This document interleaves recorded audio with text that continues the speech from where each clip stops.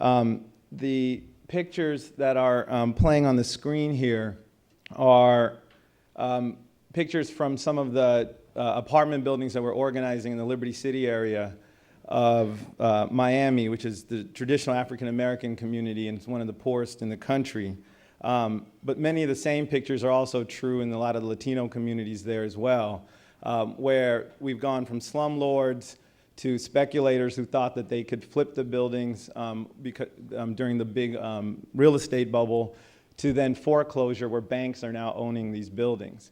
And I put these pictures up here for two reasons. One is that the faces that are here, the pictures that are here, these are the conditions that exist now, but in the scheme of what's playing out historically in this moment, what we have to understand is that these pictures, these faces, are really the precondition to human disaster. These are the pictures of the people who were there before Katrina hit. The pictures that we're seeing here are the conditions that allow things like hurricanes and floods and other man-made disasters to be actually murderous. When I was young, I always wondered why in the third world, when there was an earthquake the same size as the one that hit here, why thousands of people died. And the reason for that is because the infrastructure in many places in the world was not built to withstand instability and disaster. And what's happened with Katrina was the wake-up call that reality has come to the United States as well. And not only what happened in Katrina in the Gulf Coast, but bridges collapsing in Minnesota, the floods in Iowa, and time after time after time of places where our public infrastructure and the private infrastructure that's supposed to house and hold people is failing. We're in this period where the present crises of people's daily lives are the preconditions of potential bigger disasters to come. And I say that and think for all of us, Katrina was the wake-up call, but we have to be real then about, well, what is that phenomenon that is bringing that here? And Drummond started by saying, well, 28 years ago, he remembers when it was different. In the third world, they call what's happened over the last 28, 30 years neoliberalism, which is a political movement to actually undermine public infrastructure, a political movement to actually move and shift wealth and resources and decision-making to a private group of corporations and those who already have money to be the decision makers in society. It's actually a privatization not only of government functions, of the reduction of social services, but in fact, it's been a complete privatization of our practice of democracy.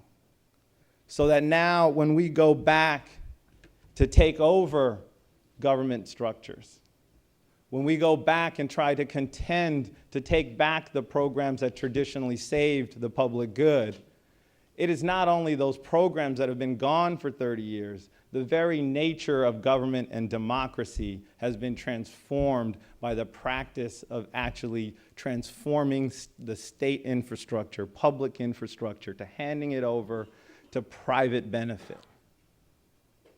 So our strategies then to confront this reality aren't just to go back to what was. The question is, how do we envision a path forward from the destruction over the last 30 years that we've witnessed? And this destruction has been particularly strong in our cities. Our cities, which are the home to now not only the majority of the people in the United States, but for the first time in 2008, the majority of the world's population now lives in cities. And cities are the places where policies and politics and pollutants are created. It is in cities that we are now engaging in what is this new world.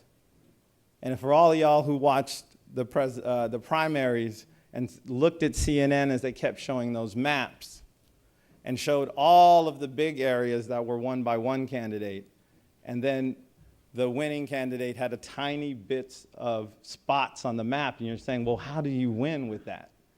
Because those are the places that are, A, the concentration of people in the cities, in the metropolitan areas, but they've also historically been the concentration of progressive power. The concentration of where progressive policies have often come from. The concentration of people of color, of immigrants. The place where the progressive perspective has a home. And in this neoliberal world, those progressive blocs, particularly in working class communities of color, have increasingly been displaced and destroyed, which not only destroys those communities and neighborhoods, but displaces the progressive power and potential as well. And so it's with that reality and the fact that what we have been doing hasn't been working, just fighting for education or housing or transportation or around criminal justice in silos as issues, has run up against the fact that the entire system of governance has gone the other way, so that our tools that we use no longer function as well. So what we did as we faced these challenges is that a number of organizations got together and formed the Right to the City Alliance. And the Right to the City Alliance, from the beginning, started with the analysis of what's happened to our cities under neoliberalism. And two, facing the reality that what we've done has not worked. And we started with a frame, and the frame didn't start with an issue, it started with the phenomenon of displacement, but really started with the fact that if we were going to turn things around, the point wasn't to pick which issue to start with. The point was to start with the fundamental basis of democracy itself in our cities. From how planning and zoning was happening, to budgeting, to the very concept of who has a right to make decisions in the city. That right, which was getting further and further eroded because you were a felon, because you were an immigrant, because of your credit status, because you didn't own the city or property. And so with that analysis, we said, well, if we're going to start with democracy and the lack of it, then we need to start with an assertion of rights.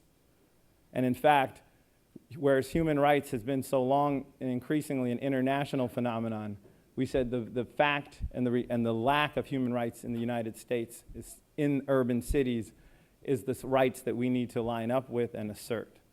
So we went from democracy to the assertion of our rights, and then finally is the question then of power.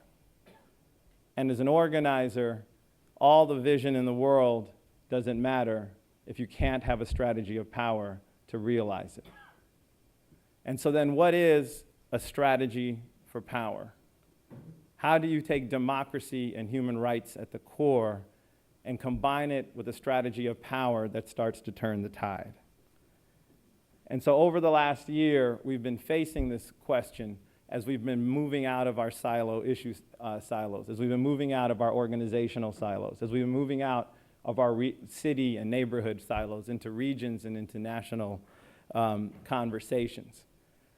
So what I wanted to share with you was a conversation that's still in the making. It's a conversation that we started a month ago.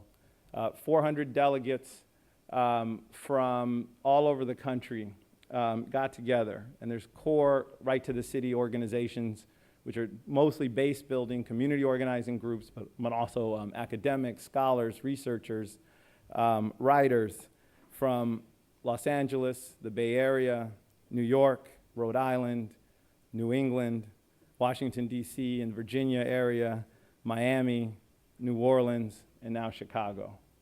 And so 400 delegates got together, and everyone's intention was what the intention is here, which is how do we move from the low points in progressive power to a movement?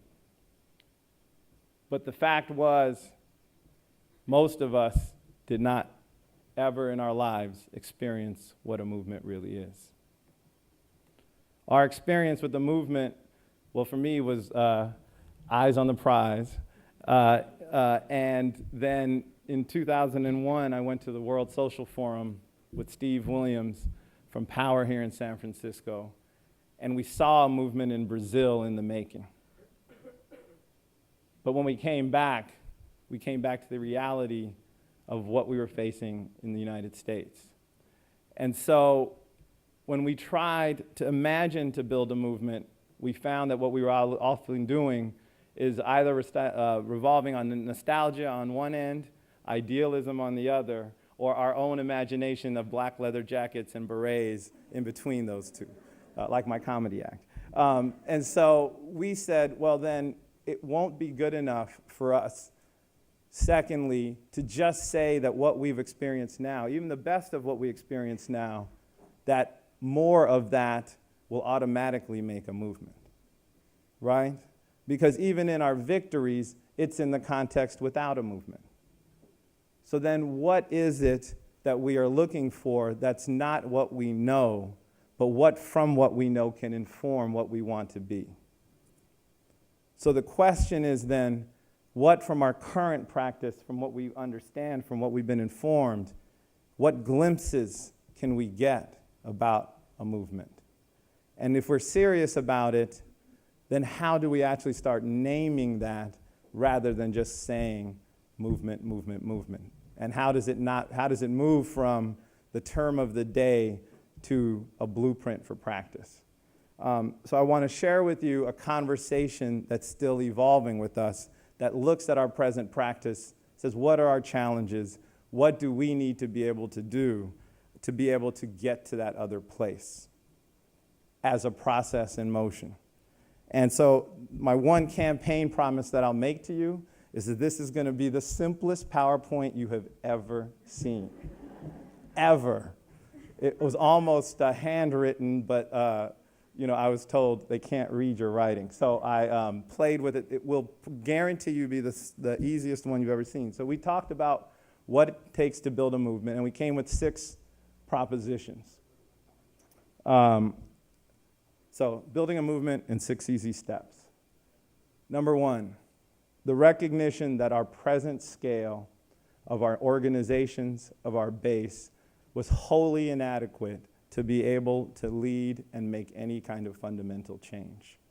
And in order to be able to reach a scale that matters, our methodologies, including entry into much bigger scale contests, like elections, like the electoral arena, had to be done. But also that we will never have enough staff to build a movement. That if we do not build into the consciousness of our leadership that it is their job to get their organizations to scale, and that they own that concept, that we will never succeed. So our job then is to not only get to scale, but we have to get to scale in a way that's sustainable, and that can only be done by the development, the qualitative development and investment in our grassroots leadership. Number 2, the New Majority Alliance. And when we do build our base and build our organizations, we often do that first and only, and do not figure out who else we need to win. So that in the present historical juncture, with the level of alienation of just about everyone, particularly in the cities, whether because a skyscraper is, overlooks their beautiful bay view, or because they too cannot reap the rewards of public infrastructure, there is a huge possibility for the ideas of a right to a city not just to be for our working class people of color membership, but for those ideas to be engaged in and to actually build a majoritarian movement in our cities. Number 3, political voice. We recognize that usually what we do is speak to ourselves. And in fact, if our ideas are ones that we want to be majoritarian and ones that we think can actually contend for actual power, then we need to both ramp up our voice, get it to people who can be won over and would agree with us if we gave them a chance. And yes, to use the tools and new medias and technologies and methodologies to be able to actually have our ideas be ones that actually are in debate. Number 4, and we call that the fight for what's possible. Number 4, democratically controlled economic institutions. A lot of times what happens is even when we win a policy, we give it away because the government ends up giving those policies away to corporations and institutions that blow 90% of what we hard fought and won. Whether it be through corruption or plain old graft or just the fact that the people who are actually implementing our vision aren't there for the same interest as us, we've actually giving away, we stick to one part of the fight and we give away the rest. So the idea here is to build wealth, to build power, that we need to be able to either control and build sources of wealth and institutions that actually can move us from policy to implementations in ways that builds our movement infrastructure. Number 5, governance. So what's happened then, and I think Drummond alluded to this, is that in this process, we've not only lost our ability to, we've lost our power to, but in some ways even our will to actually feel like we're capable to govern. And governance means both electing folks, getting into elected office, but the fact is that so many decisions now are made outside of the government sphere. So that we have to look at governance in all of the places and ways and all of the institutions that then, whether it be banks or communications, infrastructure, where are the places that we have to be able to contend for the places that govern the way we think and live. And we have to be able to then employ the strategies that allow us to contend for actual governance, particularly in our cities. And finally, is what we call earth to sky, which has environmental tones, but it really also means that for us, in so many of our movements, so much of our experience of what's been a national has been at the exclusion of actual local control and actual grassroots decision-making. And in fact, though, in doing that, we ourselves, in some ways, have become parochial. That our vision of then control has been reduced to a city or a neighborhood even. And in fact, in doing that, we've actually allowed the entire apparatus to go beyond us. So we have to then be able to actually build a movement that's national, that's rooted in localities, but that's actually national in scope. So this is the ideas that we're throwing down as a national alliance. It's a conversation in process. And these are a ton of big ideas and big shifts for us, but we recognize that the places that these ideas have to become real and to not just become ideas that's in our alliance is that they have to be anchored in actual places with experiences that says, 1, these can happen, but 2, that this is not just a daydream. That in fact, we can have not only cataclysmic disasters like Katrina that are symbolic, but we can also have emblematic wins that point us to a new way. So I want to tell one story about what that looks like. And that's the story of Scott Carver, and I'm going to wrap it up. We had a 10-year fight to basically stop the displacement of 5,000 people in an African-American community. That fight we lost for 10 years. Through 10 years of organizing, we were able to actually finally build a partnership through media work, through everything we talked about, to actually develop Scott Carver ourselves. And this is a PowerPoint, which is much different than my PowerPoint, of a developer's vision that we won them over to what Scott Carver can look like. And the goals of Scott Carver, which is in now and being decided on, is for all of the residents to return. 1-for-1 replacement, right to return, that the construction will be green job creation by bringing a factory into the neighborhood, a community center and a museum of Black history, and ongoing community building. This is the idea, and it came from the community, so that it's possible. It's possible to anchor it. And I'm going to end with two things for us to consider in this next 3 days. One is that we can't just look at best practices and try and replicate them. We have to look at glimpses for something beyond in these next 2 days. And then finally, the underdrop of all of this is race and class and gender.